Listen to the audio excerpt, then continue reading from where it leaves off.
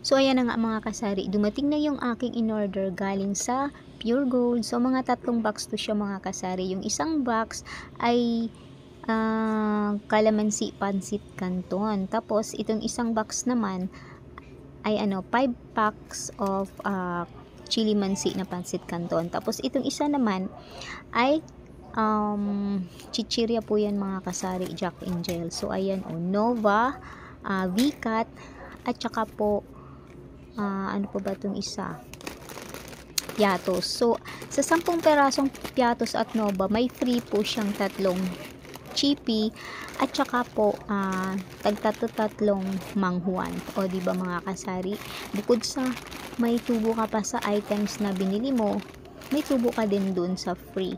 Pero yung chinek ko naman mga kasari, matagal pa po yung expiration nito. So ayan nga, dito naman sa isang karton, 10 packs, 5 packs ay mayroong laman na 10 perasong pansit canton. May free po siyang mega. Yan, o diba? Sa 5 pack po yan, may 5 mega po akong free. Matagal din po ang expiration date nito, 2024 pa po. So, magiging wise po tayo ngayon sa pamimili mga kasari kung saan tayo tutubo. So, ayan na nga mga kasari. Dito naman sa kabila, isang karton po ito ng pansit canton calamansi. May free din po siyang 4 na century tuna. O bukod doon sa tubo mo doon sa isang karton, ay may tubo ka din dan sa century tuna mga kasari. Matagal pa rin po yan ang expiration date niyan. So ayan o, tingnan mo. Napaka-fast moving po kasi ng mga pansit canton sa akin.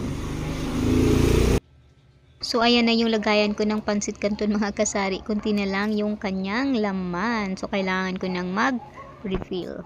So ayan na nga mga kasari oh. So ang binayaran ko lahat sa Pure Gold ay nasa ano lang po siya mga kasari, 2,319.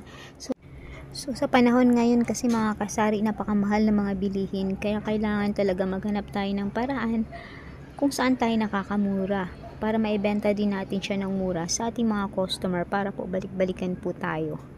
So ayan yung mga ginagawa ko mga kasari. Pumupunta talaga ako sa store kung saan yung mura, dun ko siya binibili. So yun lang mga kasari ang video ko for today. Thanks for watching guys. Bye!